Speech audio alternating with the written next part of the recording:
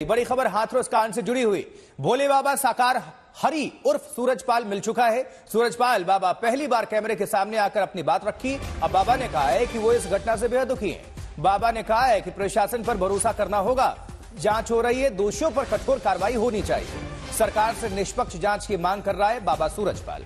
अब हाथरस कांड के बाद से ही बाबा खामोश था, चुपचाप था, यूं कह लीजिए फरार था, भूमिगत हो गया था। लेकिन अब बाबा सामने है। भूमिगत जैसा कुछ नहीं है फिलहाल। वो कह रहा है कि कठोर कार्रवाई होनी चाहिए। सुनवाएंगे।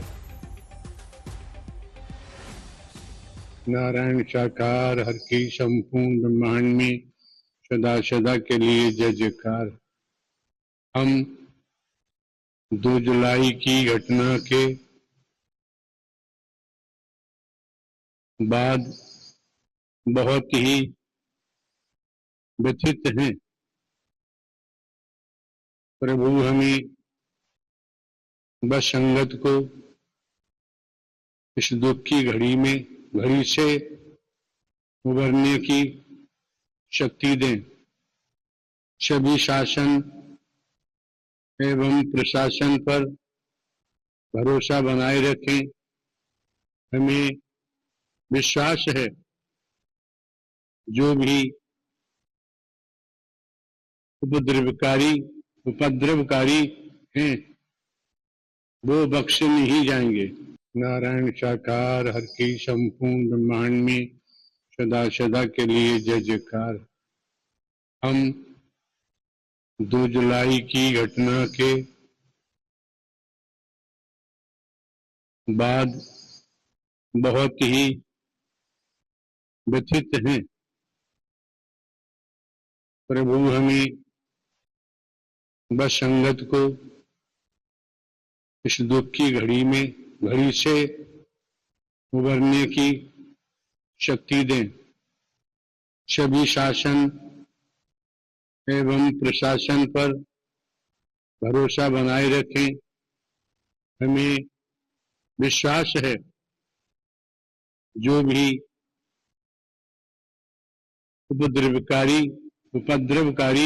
हैं वो बख्शे नहीं जाएंगे।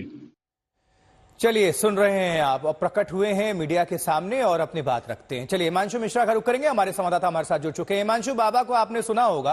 अब बाबा जी कह रहे हैं कि उपद्रवकारियों पर कार्रवाई होगी, हमें विश्वास है। अब सवाल यह है कि उपद्रवकारी है कौन? मरने वाली जनता है। जनता को न्याय मिलना चाहिए। अब ये एकाएक प्रकट होते हैं, कहां से ये बाइट दे रहे हैं अभी ये भी जानकारी नहीं है। बिल्कुल, देखिए, जो इनके एडवोकेट हैं उनकी तरफ से ये सारी चीजें की गई हैं, उनकी तरफ से ये सारी बाइट जो है वो सामने आई है। लेकिन यहाँ पर जो घटनाक्रम दूसरी तरफ जो तेजी से बदल रहा है, क्योंकि सबसे पहले 6 गिरफ्तारियां करती है पुलिस और उसके बाद एक और जो एकमात्र नाम आशुतोष एफआईआर में था वो देव प्रकाश मधुकर का था, तो उसकी गिरफ्तारी यहाँ पर बेहद महत्वपूर्ण है। उसे पुलिस पकड़ के ले आई है और अभी कोर्ट में उसे कुछ देर बाद हाथरस कोर्ट में पुलिस पेश करेगी। तो यहां से उम्मीद है, क्योंकि जब उससे पूछताछ की जाएगी, सारी जो कहानी वो ये कि जो कुछ भी जो ये पूरा इवेंट जो था, ये ऑर्गेनाइजर में कौन कौन था और ये किस तरीके से बाबा से जुड़ी है, ये सारी चीजें पुलिस इस्टेब्लिश करना चाहती है। इसीलिए पुलिस तमाम तरीके के जो इन्वेस्टिगेशन है, मौके से फॉरेंसिक एविडेंसेस हैं, वो सारी चीजें जुटाई गई। फिर जो स्पीच थी, खास तौर से वो वाला हिस्सा आशुतोष जिसमें कहा गया था कि मैं जा रहा हूं मेरे पीछे जो चरण रज है वो लेने के लिए। लेकिन यहाँ पर उनकी तरफ से क्या कहा जाए, इसके बाद जब वो बाहर निकलते हैं बाबा, तो जब वो बाहर आता है, रोड से आगे की तरफ बढ़ता है, तो पूरी भीड़ पीछे की तरफ भागती है। तो यहां पर भगदड़ इस दौरान मची। अब जो इनकी तरफ से कहा जा रहा है, जो इनके वकील की तरफ से कहा जा रहा है कि भाई हम तो निकल गए थे, बाबा निकल गए थे, उसके बाद भगदड़ मची। और जब भगदड़ मची तो ऑर्गेनाइजर सवाल तो यही है ना कि भगदड़ क्यों मची? बाबा ने ही तो अपील की थी। वहां पर जो लोग मौजूद थे उनका यही तो कहना है कि चरणों की धूली लेकर आगे बढ़ जाना। तो चरणों की धूली लेने के लिए तो जनता भागी थी और भगदड़ मची थी। हिमांशु, आप जुड़े रहिएगा हमारे साथ। रुक करते हैं दोबारा। और इसी से जुड़ी हुई एक और बड़ी खबर।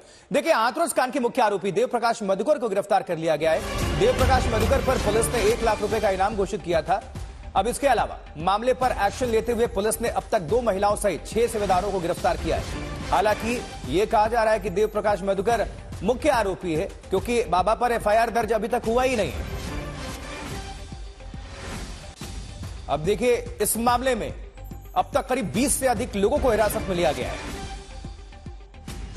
यह तस्वीर दिखा रहे हैं देव प्रकाश मधुकर की है, मुख्य आरोपी इसको बनाया गया। पुलिस ने जो एफआईआर दर्ज की थी उसमें बाबा का कहीं जिक्र नहीं है। देव प्रकाश मधुकर पर 1 लाख रुपए का इनाम था। कल जो बाबा के वकील हैं एपी सिंह, वो आज तक से बातचीत करते हुए उन्होंने बोला था, पूछा गया कि बाबा कहां हैं तो उन्होंने नहीं बताया, बोले कि वो आ जाएंगे। अब ये भी उन्होंने कहा था कि मधुकर जो है अस्पताल में इलाज करा रहा है, लेकिन पूछा गया कि किस अस्पताल में, तो उन्होंने जवाब नहीं दिया। लेकिन अब गिरफ्तार कर लिया गया है मधुकर को। हाथरस प्रकरण में जो एफआईआर में नामजद किए थे देव प्रकाश मधुकर, जिसे मुख्य आयोजक कहा गया था, आज हमने पुलिस को, एसआईटी को और एसटीएफ को यहां दिल्ली से उनके सामने, क्योंकि इलाज करा रहे थे, बुला के सरेंडर कर दिया है। ये मेरा वादा था कि हम कोई एंटीसिपेटरी बेल नहीं लगाएंगे, कोई एप्लीकेशन नहीं लगाएंगे और हम किसी कोर्ट में नहीं जाएंगे, क्योंकि हमने किया क्या, हमारा अपराध क्या है। वो इंजीनियर हैं, हार्ट पेशेंट थे, डॉक्टरों ने कहा ठीक अब थोड़ी सी स्थित है, हमने बिना किसी देर लगाए, लोग कहते अगले दिन, हमने आज वादा किया था, आज आप लोगों से कहा था कि हम देव प्रकाश मधुकर को सरेंडर करेंगे, पुलिस के सामने ले जाएंगे, पूछताछ करें, इन्वेस्टिगेशन में भाग लें, जांच में भाग लें। हमने उनको सौंप दिया है। हमारे साथ हिमांशु मिश्रा जुड़े हुए हैं। हिमांशु, अब सवाल यह भी है कि मुख्य आरोपी बताया जा रहा है मधुकर को। अब सवाल अंदर खाने लोग पूछ रहे हैं, लेकिन नेतागण, तमाम जो पॉलिटिकल पार्टियां हैं, वो मुख्य आरोपी अभी तक बाबा को नहीं मान रहे हैं। एफआईआर तक रजिस्टर्ड नहीं है बाबा के खिलाफ। बाबा आता कहता है उपद्रवियों के खिलाफ एक्शन होगा। अब सवाल यह है कि उपद्रवी आखिर है कौन? सिर्फ शिष्य हैं, ये जो सेवादार हैं, सिर्फ वही मुख्य आरोपी हैं और जनता मारी गई है, तो इसमें उपद्रवी आखिर मुख्य है कौन? ये बहुत सारे सवाल हैं जिनका सामना अभी करना होगा। देखिए आशुतोष, यही राजनीति है कि कोई भी ये देख के बच बच के हर कोई चलने की कोशिश कर रहा है। आप राजनीतिक पार्टियों की नेताओं की तो बात छोड़ दीजिए आशुतोष, अब तक पुलिस ने एफआईआर जब दर्ज हुई तो वो लोग चौंके कि भाई आखिर बाबा का नाम नहीं है, लेकिन अब तक पुलिस ने अपनी तरफ से नाम तक नहीं लिया है। प्रेस कॉन्फ्रेंस हुई, वहां भी पुलिस बचती नजर आई, तो इससे साफ जाहिर है कि किस दिशा में इन्वेस्टिगेशन फिलहाल जा रही है। अभी तक जब हमारी बातचीत चल रही थी अधिकारियों से, तो उनका कहना था कि देव प्रकाश मधुकर, जिसके नाम से एफआईआर दर्ज है, उसकी गिरफ्तारी के बाद इन्वेस्टिगेशन में तेजी आएगी और फिर कड़ियां जोड़ी जाएंगी और इन्वेस्टिगेशन में जिसका नाम सामने आएगा उसके खिलाफ कार्रवाई की जाएगी, उसको गिरफ्तार किया जाएगा। तो अब जो मौके से सारी चीजें जुटाई गई हैं, जो तमाम सीसीटीवी फुटेज है, जो वो वीडियो फुटेज है, जो स्पीच है और उसके बाद इनके के आपसी रिलेशन, तो इन सबको देखते हुए पुलिस आगे किधर बढ़ती है ये देखना बेहद महत्वपूर्ण होगा।